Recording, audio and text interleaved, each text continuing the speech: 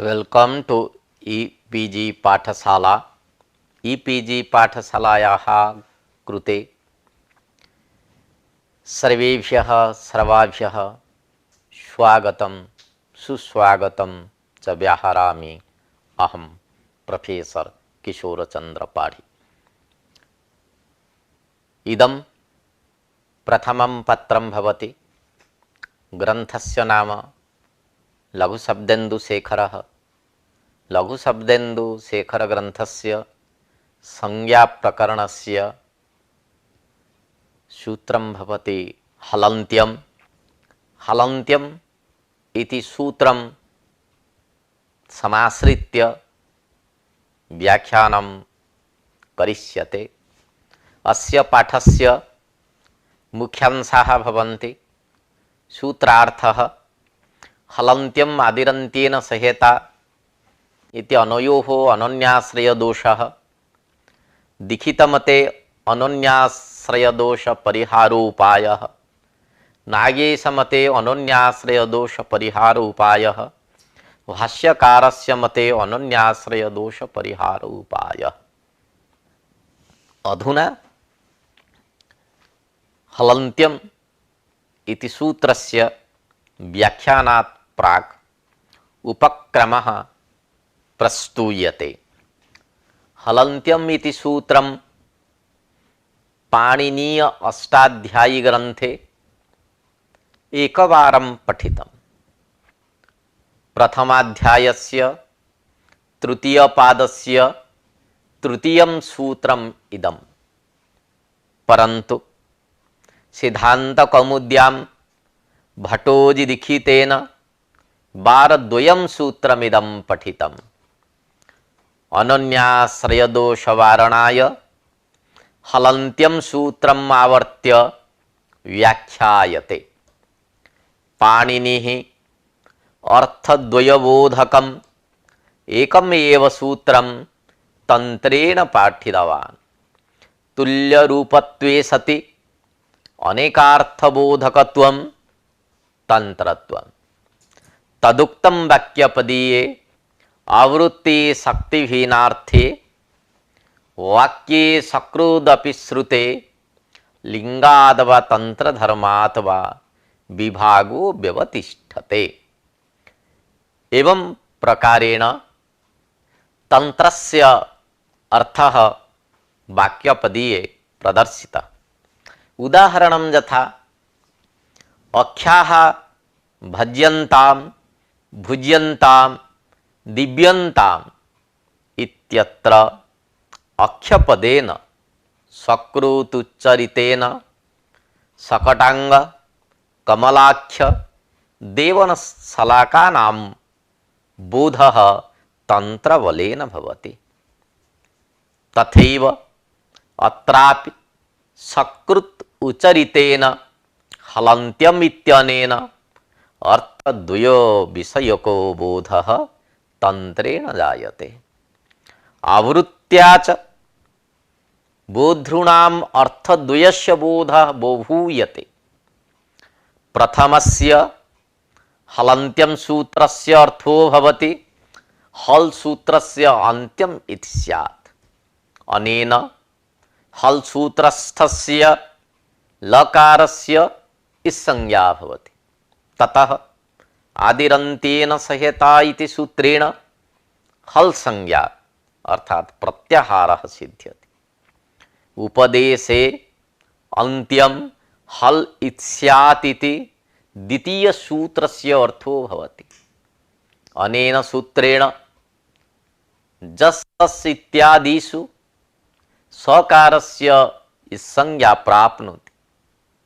अत्र संज्ञा वारणाय न विभक्तौ स्मः इति सूत्रं सार्थकं भवति। न विभक्तौ स्मः इति सूत्रं भवति संज्ञा निषेध सूत्रम्। यदि अत्र तंत्रः आवृत्तिः वा न स्वीकरिष्यते तर्हि हलन्त्यम् इत्यत्र हल्पदेन हल विलक्षणे इति धातुः चतुर्दशम हल इति सूत्रं वा ग्रहीतुं शक्यते। तथा सति न विभक्तौ तु स्मः इति सूत्रं व्यर्थं स्यात्। यतो हि विभक्तिस्थस्य तवर्गस्य सकारस्य मकारस्य च केनापि सूत्रेण इत्संज्ञा न प्राप्ता। यदि हल पदेन चतुर्दश सूत्रं गृह्यते तर्हि लकारस्य एव इत्संज्ञा प्राप्नोति। यदि हल विलिखने धातुः स्वीकरिष्यते तर्हि हल धातुः लकारस्य एव संज्ञा भवति। तवर्गस्य तथ दध न सकार मकार इति येषां वर्णानाम् इत्संज्ञा एव न प्राप्नोति। यदि इत्संज्ञा न प्राप्नोति तदर्थं न विभक्तौ तु स्मः इति सूत्रं किमर्थं? निषेधस्य का आवश्यकता? शिरो नास्ति व्यथा कुतो इति न्याय। यतो हि विभक्तिस्तस्य तवर्गस्य सकारस्य मकारस्य च केनापि सूत्रेण इत्संज्ञा न प्राप्त। अतः इत्संज्ञा निषेध विधानं व्यर्थं स्यात्। प्राप्तौ सत्यां निषेधः सार्थकः तस्मात् न विभक्तौ इत्यस्य सार्थक्याय हलन्त्यं सूत्रे हल पदेन व्यंजन ग्रहणं स्वीकर्तव्यम्। तेव हल इति एकः प्रत्याहारः इति अंगीकरणीयः। अधुना हलन्त्यं सूत्रस्य अर्थः उपस्थाप्यते।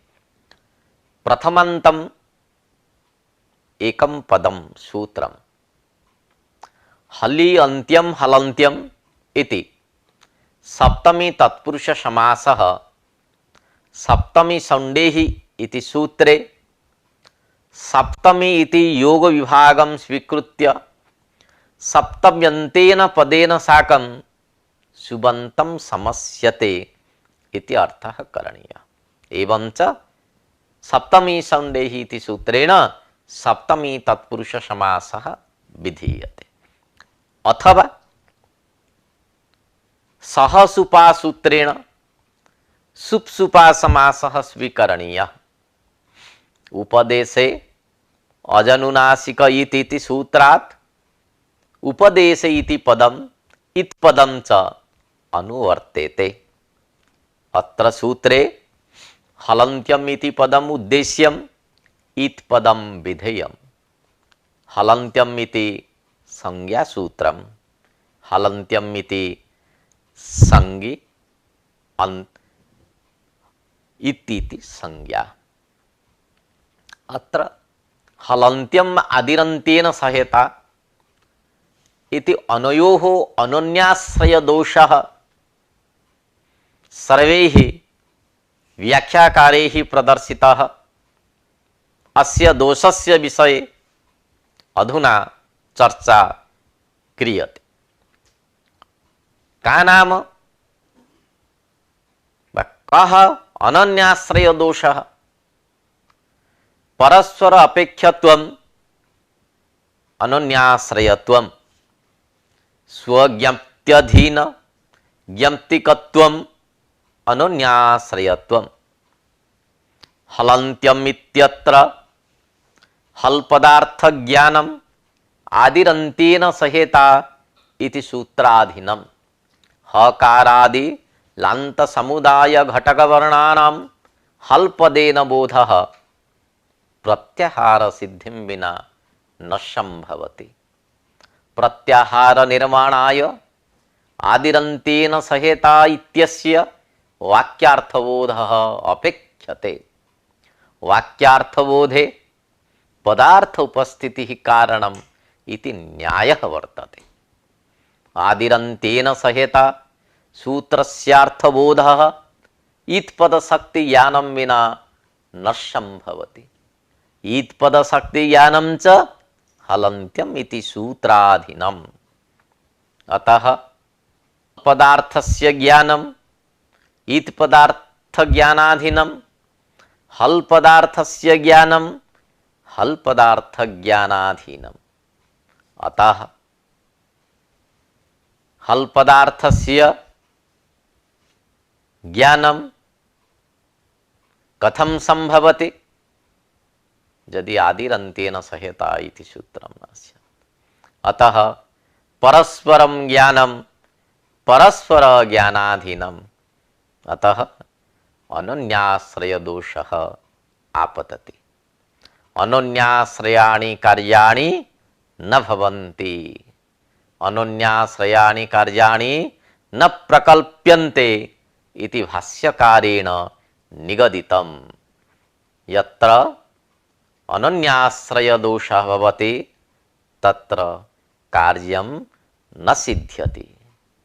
अतएव अनन्याश्रय दोष परिहाराय ग्रंथकाराः व्याख्याकाराः जतन्ते।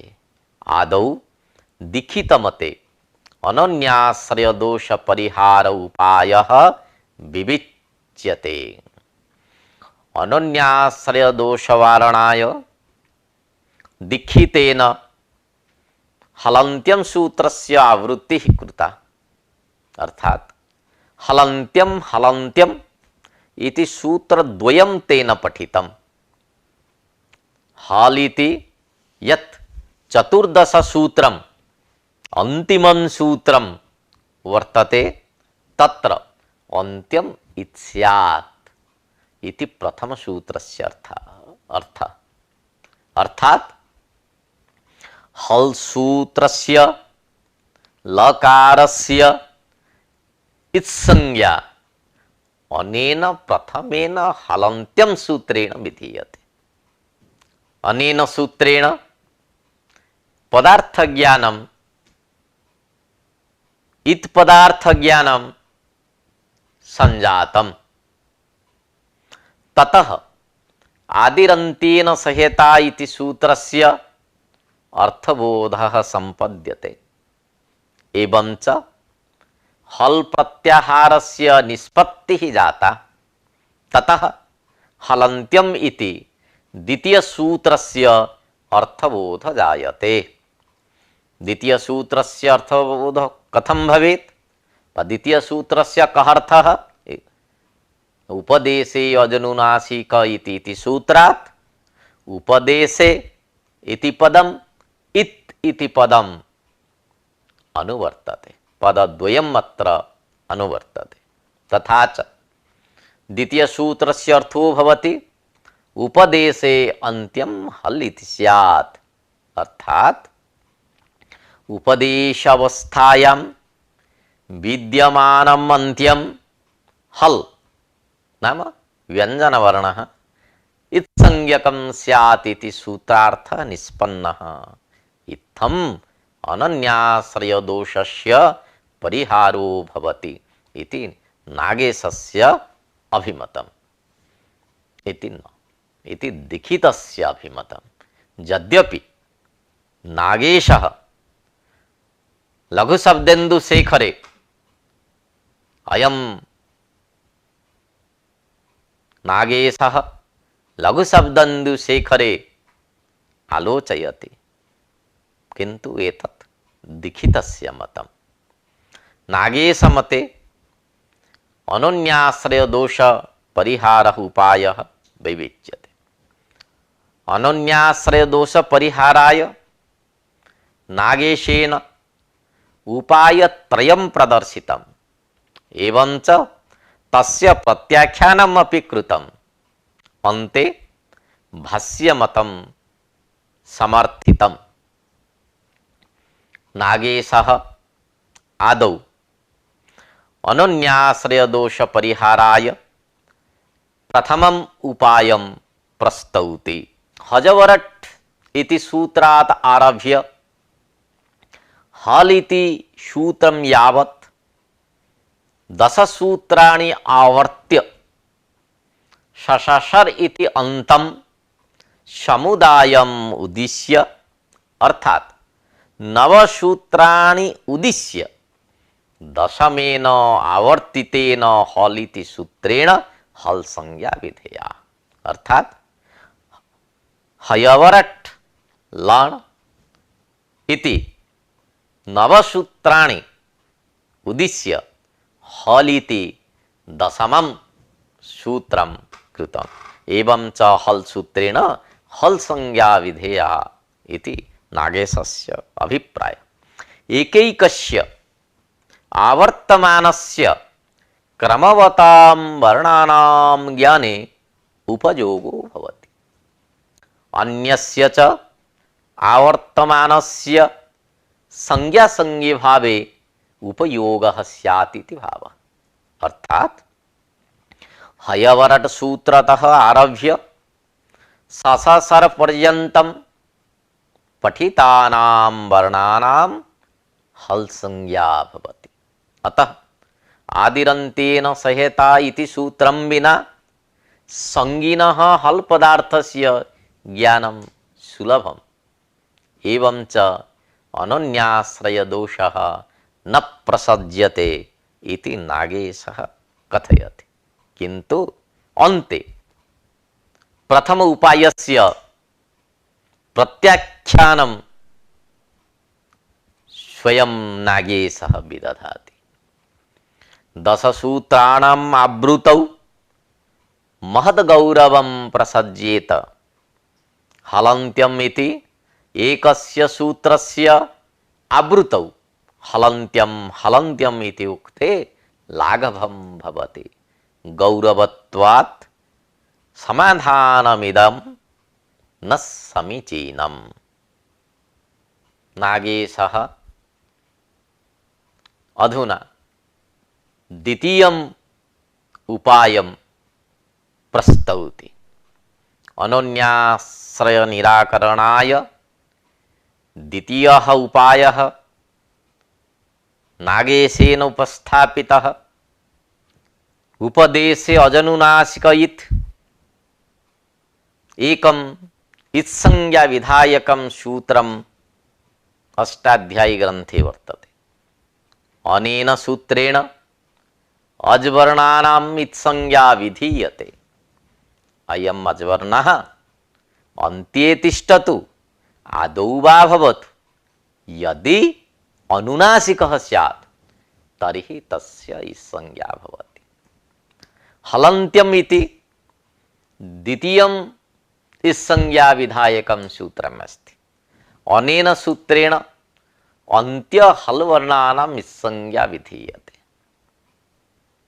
अधुना नागेशः कथयति उपदेशे अजनुनासिक इत् हलन्त्यम् इति सूत्रद्वयस्य स्थाने सूत्रत्रयम् अस्तु। एवं च यत् विवदमानं पदं वर्तते हलपदं, यत्पदम् आश्रित्य अनन्याश्रय दोषः निपतति तत् हलपदम् अत्र न ग्रहणीयम्। हलपदं विहाय सूत्रद्वयस्य स्थाने सूत्रत्रयं करणीयम् इति नागेशः कथयति।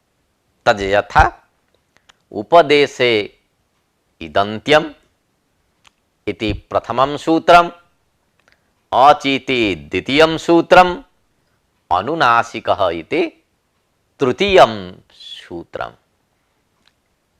एवं च अत्र हल ग्रहणं न कर्तव्यम्। उपदेशावस्थायाम् अन्त्यम् इत्संज्ञकं भवति इति प्रथम सूत्रस्य अर्थः। अर्थात उपदेशे इदन्त्यम् इति सूत्रस्य अर्थः भवति उपदेशावस्थायाम् अन्त्यम् इत्संज्ञकम्। अनेन सूत्रेण अन्त्यानां हलवर्णानाम् अचवर्णानां च उभयेषां वर्णानाम् इत्संज्ञा भवति। अन्त्यम् अल् हल्वा भवतु अज्वा भवतु न कश्चित् दोषः। यदि उपदेशावस्थायाम् अन्त्ये हल्वर्णः अस्ति अथवा अचवर्णः अस्ति, तस्य वर्णस्य इत्संज्ञा उपदेशे इदन्त्यम् इति सूत्रेण भवति। एवं द्वितीयं सूत्रं भवति अच् इति। पूर्वेण सूत्रेण अन्त्यस्य अचः इत्संज्ञा विधीयते। इदं सूत्रं तु अनन्त्यार्थम्, अर्थात यह अच् अन्ते नास्ति तस्य इत्संज्ञा विधानाय इदं द्वितीयं सूत्रम्। यथा अनं ततं इत्यादौ नकार घटक अकारस्य तकार घटकस्य अकारस्य च अच् इति द्वितीयेन सूत्रेण इत्संज्ञा विधीयते। एतदर्थं द्वितीयं सूत्रं कृतं। तृतीयं सूत्रं भवति अनुनासिक इति। सर्वविधस्य चः इत्संज्ञा पूर्वेण सूत्रद्वयेन सिद्ध्यति। प्रथमेन सूत्रेण अन्त्य वर्णानाम् अजवर्णानां हल्वर्णानां इत्संज्ञा भवति। एवं च द्वितीय सूत्रेण अनन्तस्य अचः इत्संज्ञा भवति।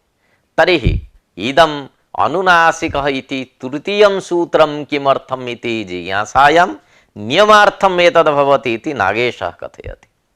पूर्वसूत्रात् अचः इत्यनुवर्तते। अचः अनुवृत्त्या अचेति इति भवति, तर्हि अनुनासिक एव इति नियमयति। अनेन निरनुनासिकस्य अचः इत्संज्ञा व्यावृता भवति। किं फलं? रुशब्दे इति धातोः ऊकारस्य इत्संज्ञा न भवति। यतोहि रुधातु घटकः न अनुनासिकः। अत्र प्रश्नः आगच्छति, अनन्तरस्य विधिर्भवति प्रतिषेधो वा इति न्यायो वर्तते। अनेन अनन्तर उक्तस्य अचिति सूत्रस्य एव बाधो भवति। अर्थात अचित्यनेन अनुनासिकस्य अचः इत्संज्ञा इति नियम्यते। परन्तु उपदेशे इदन्त्यम् इति यत् प्रथमं सूत्रं वर्तते तेन निरनुनासिकस्य अचः इत्संज्ञा न वारिता इति शंका जागर्ति। वस्तुतः एतादृशी शंका न करणीया। अत्र न कश्चन दोषः। अजनुनासिकः इति एकमेव सूत्रं करणीयम् आसीत्। अच् अनुनासिकः इति सूत्रद्वयस्य स्थाने अजनुनासिकः इति एकमेव सूत्रं करणीयं। परन्तु अचिति पृथक् सूत्रं कृतम्, अनुनासिकः इति पृथक् सूत्रं करणं, सूत्रद्वयं कृतम्। अतः योग विभाग सामर्थ्यात् अनन्तरस्य विधिर्भवति प्रतिषेधो वा इति न्यायं बाधित्वा व्यवहितस्यापि तेन नियमः। तथा च उपदेशे इदन्त्यम् अच् इति उभयोः सूत्रयोः अनुनासिक इति सूत्रेण नियमः क्रियते। तर्हि पुनरपि प्रश्नः आगच्छति, अनुनासिकः चेत् इति स्यात् तदा अजेव इति विपरीत नियमः कथं न स्यात् इति प्रश्नः समुदेति।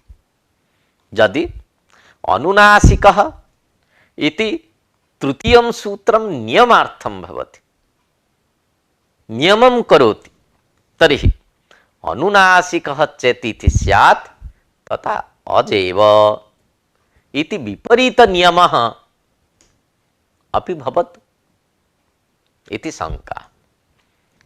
वस्तुतः मिदोचन्त्यात् परः इति ज्ञापकात् विपरीत नियमो न स्यात्। मिदोचन्त्यात् परः इति सूत्रस्य मकारस्य इत्संज्ञकस्य कुत्रापि नियमेन वारितत्वात् असत्त्वेन उदाहरणं नोपलभ्यते।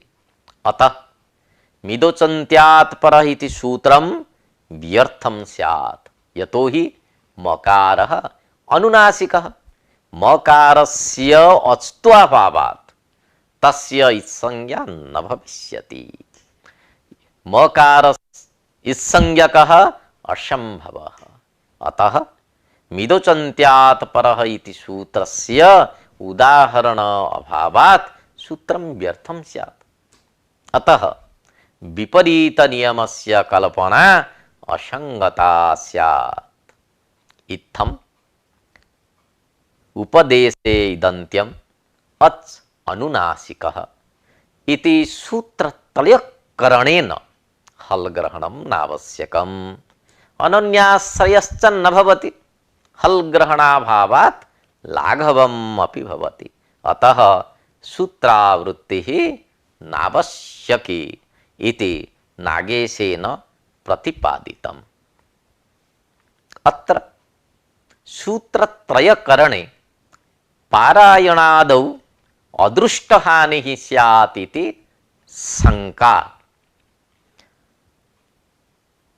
अत्र सूत्रद्वयस्य स्थाने सूत्रत्रयं विधाय हल ग्रहणं च प्रत्याख्याय अनन्याश्रय दोष परिहारः नागेशेन कृतः, किंतु अयम् उपायः न युक्तः इति शंका गच्छति। किमर्थम् इति चेत् न सूत्रत्रयस्य करणेन सूत्रभेदः भवति। सूत्रभेदेन पारायणादौ अदृष्टहानिः स्यात्।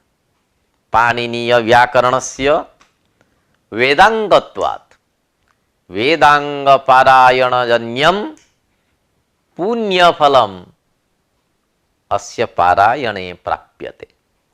यदि सूत्रन्यासः क्रियेत सूत्रद्वयस्य स्थाने सूत्रत्रयं स्यात् तर्हि अपाणिनीयं भवति इति भाष्ये उक्तम्। अतः अदृष्ट प्रयोजनं नोपलभ्यते इति शंका जागर्ति। अस्याः शंकायाः समाधानम् उपस्थाप्यते। वस्तुतः अस्य न्यासस्य लघुत्वेन अपाणिनीयत्वं न स्यात्। नागेशेन प्रदर्शितः सूत्रत्रयस्य न्यासः पूर्वसूत्रद्वयापेक्षया लघुभूतः, यतो हि हलपदं निष्कासितम्, अतः अपाणिनीय दोषः नापतति। किं प्रमाणम्? यदि लघुभूतः न्यासः भवेत् तर्हि अपाणिनीय दोषः नापतति इति अर्थे किं प्रमाणम्? भाष्यवचनमेव प्रमाणम्। तमेव सूत्रभेदं कथयन्ति यत्र तदर्थकमेव अन्यभूतं सूत्रं क्रियते अथवा तद अपेक्षया अधिकं क्रियते। यदि तदेव सूत्रं संक्षिप्य प्रदर्श्यते तर्हि सूत्रस्य भिन्नरूपता नास्ति। असौ सूत्रभेदः न दोषाय कल्प्यते। तदुक्तं पतंजलिना अचः उपसर्गात्तः इति सूत्रे भाष्ये सूत्रभेदं तम् उपाचरन्ति यत्र तदेव अन्यत् सूत्रं क्रियते भूयो वा यदि तदेव उपसंहृत्य क्रियते नासौ सूत्रभेदः इति। अर्थात अत्र अपाणिनीय दोष नास्ति। यथा संभवं दृष्टं प्रयोजनं परिकल्प्य अदृष्टार्थकत्वं मंतव्यम्। सति संभवे दृष्ट प्रयोजन द्वारेण अंगानाम अदृष्टार्थकत्वं स्वीक्रियते। असति संभवे शुद्धम अदृष्टार्थकम् इति भाष्यस्य आशयः। अत्र यह इति यः उपायः नागेशेन प्रदर्शितः तस्य उपायस्य प्रत्याख्यानम् भवति। तेनैव नागेशेन प्रत्याख्यानं कृतं। तस्मिन् विषये विचारः उपस्थाप्यते। यद्यपि सूत्रत्रयकरणेन अनन्याश्रयदोषस्य परिहारो भवति, लाघवं च भवति, तथापि ज्ञानजनकमनोव्यापारगौरवत्वात् न ग्रहणीयो अयं पक्षः। हलन्त्यम् इति सूत्रस्य आवृत्तिकल्पनापेक्षया योगविभाग नियम ज्ञापकाश्रयणे गौरवं भवति इति नागेशस्य अभिप्रायः। वर्णानाम् अभिव्यक्तये यनकः यः कंठादि अभिघातः तस्यैव गौरवत्वेन गृह्यते। अर्थात उच्चारणजन्यं गौरवमेव स्वीकर्तव्यं, मानसिक व्यापार गौरवं गौरवत्वेन न ग्रहणीयम् इति एतादृशी राजाज्ञा न वर्तते। अर्थात ज्ञानजनक मनोव्यापार गौरवम् अपि गौरवत्वेन स्वीकरणीयम् इति तस्य अभिप्रायः। सूत्रावृत्त्यपेक्षया सूत्रत्रयनिर्माणं नियमाश्रयणं योगविभागसामर्थ्यात् न्यायस्य वाधनं विपरीतनियमवारणाय ज्ञापकस्य समाश्रयणम् इति एतेषां मानसिकवृत्तिव्यापाराणां समाश्रयणे अतिगौरवं स्यात्। तदपेक्षया हलन्त्यम् इति सूत्रं हलन्त्यं हलन्त्यम् इति वारद्वयम् आवर्त्य अनन्याश्रयदोषपरिहारे लाघवं भवति। अनन्याश्रयदोषपरिहाराय तृतीय उपायः नागेशेन प्रदर्शितः। द्वितीय उपायः अधुना विविच्यते। केषांचित् प्राचीनानां मतमिदम् आदिरन्तेन सहेता इति सूत्रे सह युक्त इता एतादृशः संधिविच्छेदः कृतः। अत्र इति पदं न इत्संज्ञकम्, इता इति न तृतीयान्तपदम्। अतः ईत् पदार्थ ज्ञानाय हलन्त्यम् इति सूत्रं नापेक्षते। किन्तु इता इति प्रथमान्तपदम् ई धातोः तृच् प्रत्यये इतृ इति रूपं निष्पन्नम्।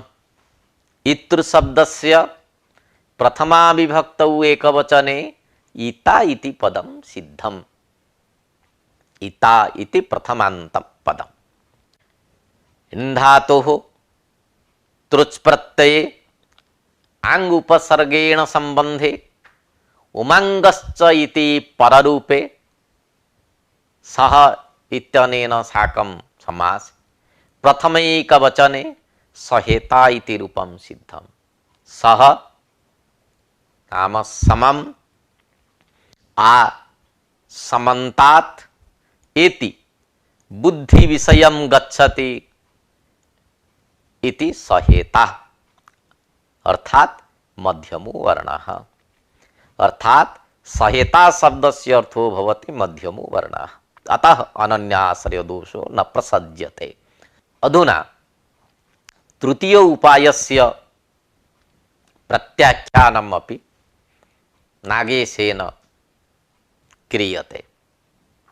अधुना प्रत्याख्यान उपायः विवेच्यते। इता इत्यत्र इत्संज्ञार्थस्य अविवक्षा कृता इति वक्तुं न शक्यते। अनन्याश्रय दोषस्य परिहाराय यः उपायः भाष्यकारेण प्रदर्शितः सः प्रयासो व्यर्थः स्यात्। तस्मात् प्रतीयते यत् कट्टि वि इत्यत्र प्रश्लिष्टात् ई धातोः इंगतौ इति धातोः सह आंग पूर्वकात् तृच प्रत्ययो न भवति। भाष्ये कटि इति धातोः बि इत्यत्र ई धातोः प्रश्लेषः भाष्यकारैः अंगीकृतः। तत्र जहाँ प्रश्लिष्टः ई धातुः तस्मात् एवं च इंगतौ धातोः सह आंग पूर्वकात् तुच् प्रत्ययो न भवति। इणगतौ इति धातुः वर्तते। तस्मात् धातोः यदि तृच् प्रत्यय भवेत् तर्हि इंगि पररूपम् इति सूत्रं बाधित्वा एत्ये धतुठस्सु इति सूत्रेण वृद्धि प्राप्नोति। वृद्धौ सत्यां सहेता इति रूपं स्यात् न तु सहेता। इक्स्मरणे इंगध्ययने इति धातोरपि तृच् प्रत्ययो नैव भवति। यतो हि तत्र आंग उपसर्गः आदौ व्यवह्रियते। अतः उक्त व्युत्पत्त्या मध्यमो वर्णः इत्यर्थः न प्रतीयते। आंगः समन्तात् इत्यर्थस्य अन्वयोऽपि न संघटते। तथा च आंग उपसर्गः व्यर्थः स्यात्। एवं च सहेता पदं मध्यगवर्णे अर्थे रूढ़िः इत्यपि वक्तुं न शक्यते। यतः रूढ़ि इत्यत्र कोशादिकं किंचित प्रमाणं नोपलभ्यते। कोशे कुत्रचित् सहेता शब्दः रूढ़ि अर्थे न व्यवहृतः।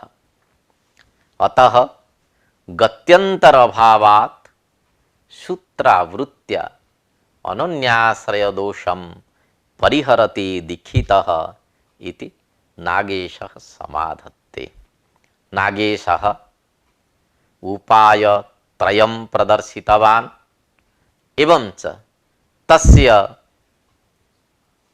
प्रत्याख्यानमपि तेनैव कृतम्।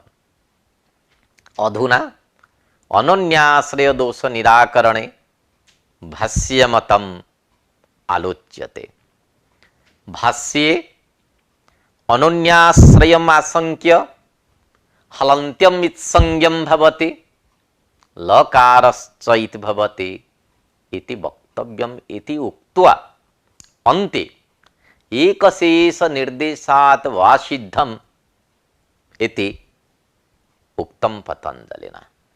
हल च हल हलन्त्यम् इति उक्तम्। अनन्याश्रय दोषवारणाय संपूर्णस्य सूत्रस्य आवृत्तिः भाष्यकारस्य न इष्टा। भाष्ये अनन्याश्रय दोषं वीक्ष्य हल अन्त्यं चरमम् इत्संज्ञं भवति लकारश्च संज्ञो भवति इति वक्तव्यम् इति समाहितम्। ततः एकशेष निर्देशात् वा सिद्धम् इति प्रतिपादितम्। एकशेषस्य स्वरूपं भवति हल च हल हलन्त्यम् इति उक्तम्। कृतः एकशेषो यस्मिन् स कृतैकशेषः तथा भूतेन हल पदेन अन्त्य शब्दस्य संबंध्य सामान्य षष्ट्या षष्ठी तत्पुरुष समासो विधेय। अत्र अवयव अवयवी भावे षष्ठी न स्यात्। यतो हि हल सूत्रस्य अन्त्यम् इति अर्थे अवयव अवयवी भावो मुख्यो भवति। परंतु हल प्रत्याहार बोध्यस्य हल रूपस्य अन्त्यस्य च ऐक्यात् परस्परं भेदो नास्ति। अतः संबंध सामान्य निरूप्य निरूपक भावे षष्ठी इति नागेशेन प्रोक्तम्। तेन षष्ट्यन्तस्य हल पदस्य अन्त्येन सह समासो विहितः, अर्थात हलः अन्त्यम हलन्त्यम इति। द्वन्द्वान्ते द्वन्द्व समीपे श्रूयमाणस्य यथा प्रत्येकं संबंधः तथा अत्रापि अन्त्य शब्दस्य उभयत्र अन्वयः। यथा हलन्त्यम हलन्त्यम इति, अर्थात हल सूत्रस्य अन्त्यम हल रूपान्त्यम च इति एवं समन्वयः करणीयः। तत्र हल हल इति द्वयम् अस्ति, यत् अन्त्यपदम् अस्ति तत्र द्वन्द्वादौ द्वन्द्वमध्ये द्वन्द्वन्ते च श्रूयमाणं पदं प्रत्येकम् अभिसंबध्यते। अनेन न्यायेन अन्त्यशब्दस्य उभयत्र हलपदेन अन्वयः भवति। एवं च हलन्त्यम हलन्त्यम इति सूत्रद्वयं जातं। प्रथम हलन्त्यम सूत्रस्य अर्थः भवति हल सूत्रान्त्यम, द्वितीय हलन्त्यम सूत्रस्य अर्थः भवति हल रूपान्त्यम इति। हल सूत्रस्य अन्त्यम इति अर्थे विवक्षिते भेदे षष्ठी प्रयुज्यते, परंतु यत् द्वितीयं सूत्रम् अस्ति हल रूपान्त्यम इत्यत्र यह हल तदेव अन्त्यम इति उभयोः भेदाभावात् षष्ठी कथं स्यात् इति प्रश्नः समुदेति। अस्य निराकरणं नागेशेन क्रियते। अन्त्ये राहुः शिरः इतिवत् षष्ठी, यथा राहुः शिरः इत्यत्र षष्ठी भवति तथैव अत्रापि अभेदे षष्ठी, अर्थात यह राहुः स एव शिरः, राहुरेव शिरः ततो भिन्नं केतुपदवाच्यं। तथा च राहुः शिररूपत्वे द्वयोः भेदो नास्ति, किन्तु भेदम् आरोप्य राहुः शिरः इत्यत्र षष्ठी विधीयते। हलन्त्यम इत्यत्रापि भेदरूपम् आरोप्य षष्ठी कल्पनया, अतः न दोषः। उच्चारयिता यः वक्ता वाणिनिः एकशेषेण निर्दिशति, बोधाः श्रोता तु तम अर्थम आवर्त्य जानाति। श्रोतॄणां बोधाय आवृत्तिरेव करणीया। भाष्यकारेण यदुक्तं तत्र कयट व्याख्यानं कीदृशम् अस्ति इत्यस्मिन् विषये विचारः करिष्यते। हल समीपो लकार इत् हल रूपान्त्यञ्च इति कयटेन व्याख्या कृता, अर्थात कयटमते केवलं हल पदस्य आवृत्तिः करणीया। तथा च हस्य ल हल इति षष्ठी समासं विधाय लकार समीपे यो लकारः इति एको अर्थः प्रदर्शितः, अपरस्य अर्थः हल रूपान्त्यम् इति। एवं च अनन्याश्रय दोषो नास्ति इति भाष्यं व्याख्यातं कयटेन। वस्तुतः कयट व्याख्यानं न युक्तं, तथा सति हल इत्संज्ञो भवति, हलन्त्यं च इद भवति इति भाष्यकारः निर्दिश्येत, परन्तु एतादृशे अर्थे निर्देशः नैव कृतः। इत्थं हलन्त्यं सूत्रस्य व्याख्यानं समाप्तम्। अधुना पाठ्यांश संग्रह उपस्थाप्यते। हलन्त्यम् इति संज्ञा सूत्रम्। अनेन सूत्रेण इत्संज्ञा विधीयते। हलन्त्यं भवति उद्देश्यम् इति पदं विधेयम्। हलन्त्यम् इत्यत्र षष्ठी तत्पुरुष समासः अथवा सुप्सुपा समास अंगीकरणीय। हल पदार्थस्य ज्ञानम इत पदार्थ ज्ञानाधीनम, इत पदार्थस्य ज्ञानम हल पदार्थ ज्ञानाधीनम, तथा च परस्परम ज्ञानम परस्पर ज्ञानाधीनम। अतः अनन्याश्रय दोष भवति। अनन्याश्रयाणि कार्याणि न प्रकल्पन्ते इति भाष्ये उक्तम्। अनन्याश्रय दोष परिहाराय हलन्त्यम इति सूत्रस्य आवृत्तिः कृता दीक्षितेन। अनन्याश्रय दोष परिहाराय हयवरट इति सूत्रात् आरभ्य सससर इति अंतम उद्दिश्य हल संज्ञा विधेया इति नागेशेन समाहितम्। किंतु दशसूत्रावृत्तौ महद्गौरवं स्यात् इति अयम् उपायो न युक्तः। सूत्रद्वयस्य स्थाने सूत्रत्रयं विधाय अनन्याश्रय दोष वारितः नागेशेन। अत्र पक्षे ज्ञान उत्पादकस्य मनोव्यापारस्य यत् गौरवं तन्नादरणीयम् इति उक्त्वा तदपि प्रत्याख्यातम्। आसमन्तात् एति बुद्धि विषयं गच्छति इति व्युत्पत्त्या सहेता शब्दस्य अर्थः मध्यगवर्णः इति स्वीकृत्य अनन्याश्रयः परिहृतः नागेशेन। परन्तु अयमपि पक्षः नागेशेन प्रत्याख्यातः। महाभाष्यकारस्य मते हलन्त्यं सूत्रे एकशेष निर्देशात् अनन्याश्रयो न भवति। हल च हल इति अर्थात हल सूत्रान्त्यं हल रूपान्त्यं च इति अर्थद्वयं लभ्यते इति सम।